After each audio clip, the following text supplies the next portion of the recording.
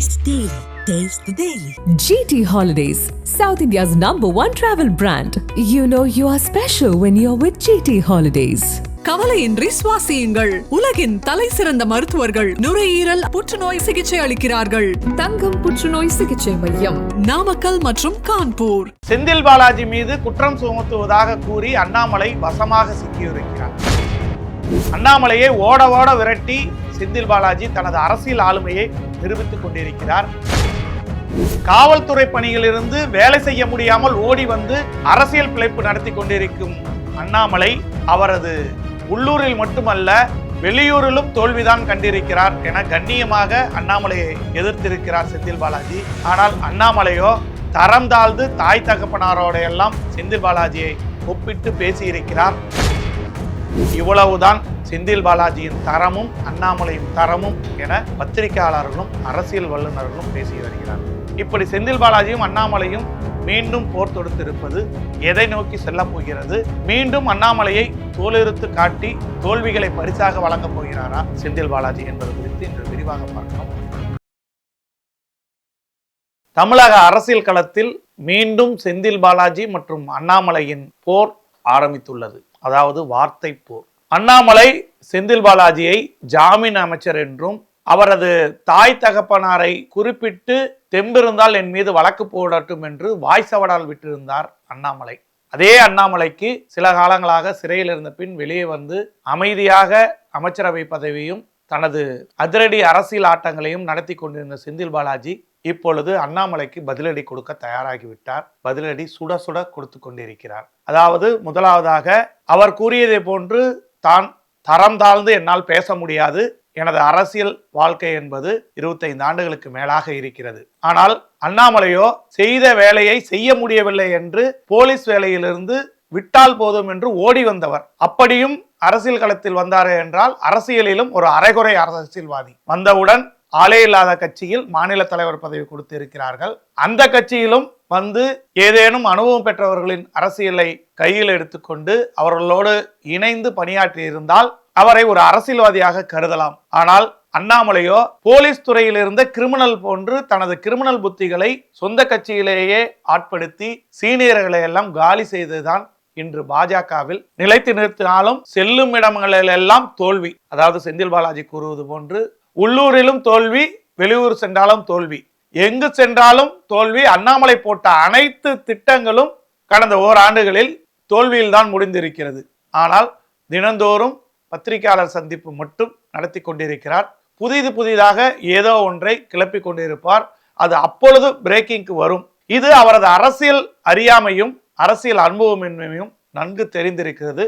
அண்ணாமலையின் பேட்டிகளை எல்லாம் ஒரு விளையாட்டு செய்தி போன்று தமிழக மக்கள் கடந்து செல்கிறார்கள். அதில் குறிப்பாக செந்தில் பாலாஜி இப்பொழுது ஒரு லிஸ்டை எடுத்து விட்டு இருக்கிறார். ஜாமீன் அமைச்சர் என்று செந்தில் பாலாஜியை கூறிய அண்ணாமலைக்கு பாஜகவின் ஊழல் பட்டியலை வெளியிட்டு இருக்கிறார். அதிலும் குறிப்பாக செந்தில் பாலாஜி எடுத்து வைத்த வாதத்தில் உள்துறை அமைச்சர் அமித்ஷா யாரை குற்றவாளி வாழ்நாள் முழுவதும் சிறையில் அடைப்பேன் என்று கூறியிருந்தாரோ அந்த அஜித் பவர் சில நாட்களுக்கு முன்பு பாஜக கூட்டணியில் இணைந்தது. அதே பாஜகவில் அதே அமித்ஷா தலைமையில் அவரை துணை முதலமைச்சராக்கி அழகு பார்த்தார்கள். இப்பொழுது அவருக்கு சொந்தமான 1000 கோடி ரூபாய் சொத்தை அமலாக்கத்துறையின் பிடியிலிருந்து விடுவித்திருக்கிறது பாஜக அரசு.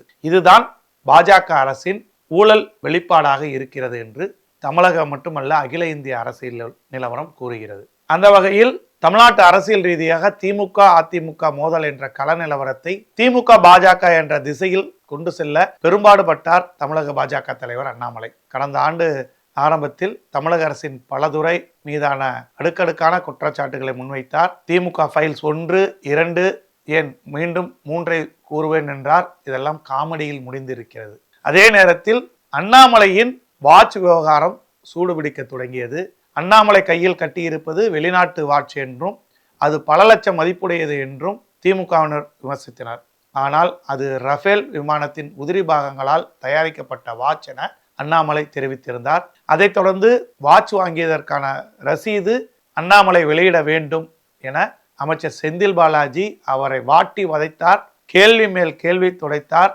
வசமாய் அண்ணாமலை ரஃபேல் வாட்ச் விஷயத்தில் சிக்கி சின்னாபின்னமானார். அந்த ரசீது தன்னிடம் இருப்பதாக கூறிய அவர் விரைவில் வெளியிடுவேன் என்றார். ஆனால் கடைசியாக அந்த ரஃபேல் வாட்ச் என்பது அவர் வாங்கவில்லை என்பது வெளியே வந்தது.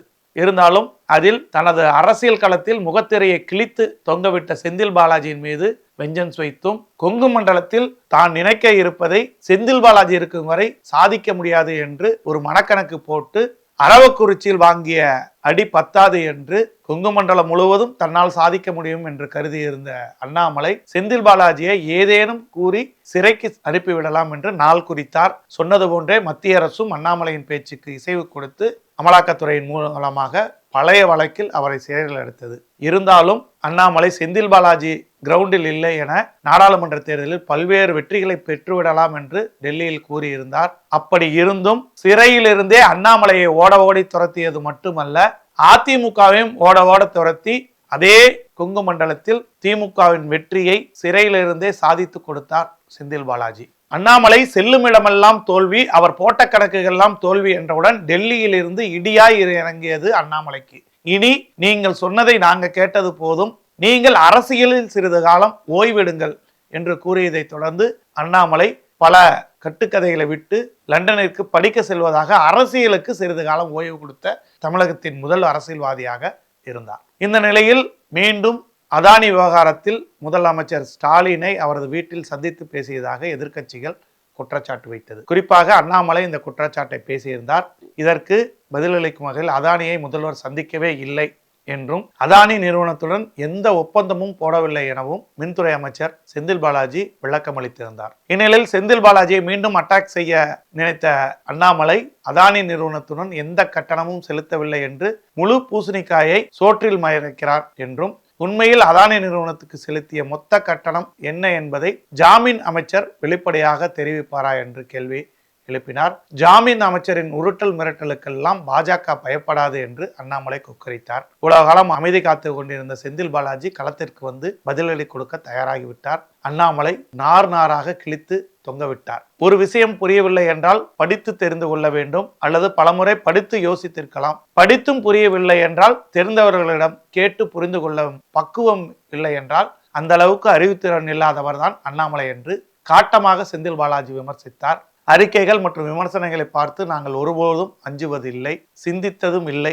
சரியான அறிக்கைகளாக இருந்தால் நாங்கள் யோசித்து பார்ப்போம், அறிக்கையில் என்ன இருக்கிறது என்பதை பார்ப்போம் என செந்தில் பாலாஜி போகும் பாதையில் அண்ணாமலையை தட்டிவிட்டு சென்று விட்டார். ஜாமீன் அமைச்சர் என்று கூறுகிறார்கள் என்று கேட்டதற்கு, பாஜகவில் எத்தனை பேர் ஊழலில் ஜாமீனில் உள்ளார்கள், எத்தனை பேர் அமைச்சர்களாக உள்ளனர் என்ற விவரத்தை கூற முடியுமா என அண்ணாமலைக்கு மீண்டும் சவால் விட்டார் செந்தில் பாலாஜி. வெளிநாட்டுக்கு போய் படித்ததாக அண்ணாமலை கூறும் டீலில் 11 பேர் இருந்தார்கள். 10ஓடு 11ஆகத்தான் அண்ணாமலை லண்டன் சென்று அந்த அரசியல் திறனாய்வு பகுப்பில் படித்தார் என்றும், தமிழ்நாட்டிலிருந்து IAS ரேங்கில் இருக்கக்கூடிய ரோகிணி IASம் சென்றிருந்தார் என்ற விவரத்தை கூறியிருந்தார்கள். இது லண்டனுக்கு ஆண்டுதோறும் இந்த பயிற்சிக்கு 10 பேர் செல்வது என்பது வாடிக்கை. படிக்க சென்ற 11 பேரில் 3 பேர் IAS ஆபீசர்கள், 3 பேர் IPS ஆபீசர்கள். அந்த பயிற்சி அரசியல்வாதிகளுக்கும் செல்வந்தர்களும் பத்திரிகையாளர்களும் செல்வார்கள். ஒன்றிய அரசு அவர்களை தேர்வு செய்து அனுப்பி வைக்கிறது என்று இந்த விவரத்தை வெட்ட வெளியில் அண்ணாமலை 10ஓடு 11 தான் என்பதை செந்தில் பாலாஜி கொட்டுடைத்தார். செந்தில் பாலாஜி அண்ணாமலையின் மோதல் ஒருபுறம் இருந்தாலும், பாஜக ஆட்சியில் குற்றவாளிகள் வழக்கில் சிக்கியவர்கள் எல்லோரும் ஒரே நாளில் அவர்களது வாஷிங் மிஷினில் புனிதர்களாக மாற்றப்பட்டு இருக்கிறார்கள். அண்மையில் உதாரணமாக மகாராஷ்டிரா துணை முதலமைச்சர் அஜித் பவார் அவரது குடும்பத்தாரின் 1000 கோடி ரூபாய் மதிப்புள்ள சொத்துக்களை வருமான வரித்துறை விடுவித்துள்ளது. இது ஒரு உதாரணம் தான். இதுபோல பல பாஜகவினர் அல்லது மாற்றுக் கட்சியினர் பாஜகவில் இணைந்து ஊழல் உள்ளிட்ட வழக்குகளிலிருந்து தப்பித்து வருகிறார்கள். இதற்கெல்லாம் மத்தியில் ஆளும் மோடியும் அமித்ஷாவும் தான் காரணம் என்பது எல்லோருக்கும் தெரியும். இவ்வளவு ஏன், கடந்த நாடாளுமன்ற தேர்தலின் பொழுது சென்னை தாம்பரம் ரயில் நிலையத்தில் 4 கோடி ரூபாய் பணம் சிக்கியது. இது தமிழக பாஜக துணைத் தலைவர் நைனா நாகேந்திரனுக்கு சொந்தமானது என பிடிபட்டவர்கள் வாக்குமூலம் அளித்தார்கள். இன்று வரை வழக்கு தொடர்கிறது. இந்த வழக்கின் இறுதிக்கட்டம் எந்த நிலையை அடையும் என்பதை இப்போதே கணிக்க முடிகிறது. பாஜகவினர் என்ன தவறு செய்தாலும் அது மறைக்கப்படும், மழுங்கப்படும் என்பது இது போன்ற சம்பவங்கள் எடுத்துக்காட்டாக இருக்கிறது. மத்திய அரசு ஒரு கண்ணில் வெண்ணையும் மற்றொரு கண்ணில் சுண்ணாம்பும் வைத்துக்கொண்டு செந்தில் பாலாஜி என்னும் ஆளுமையை தங்களால் தாங்கிக் கொள்ள முடியாமல் அவர் மீது போர் தொடுத்து கொண்டிருக்கிறார்கள். செந்தில் பாலாஜியோ தேர்தல் களத்தில் அவர்களுக்கான சமட்டியடியை கொடுத்து கொண்டே வருகிறார். பாஜகவில் அண்ணாமலை ஒரு 0 என்பதை அவ்வப்பொழுது நிரூபித்தும் காட்டிக் கொண்டிருக்கிறார் செந்தில் பாலாஜி. பார்க்கலாம். அண்ணாமலை செந்தில் பாலாஜியின் போர் மீண்டும் உச்சக்கட்டத்தை எட்டப் போகிறதா? இதனால் தமிழக அரசியலில் செந்தில் பாலாஜிக்கு ஏதேனும் பின்னடைவு ஏற்படுமா?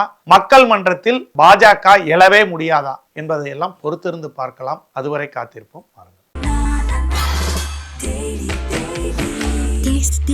Taste the Daily. GT Holidays, South India's #1 travel brand.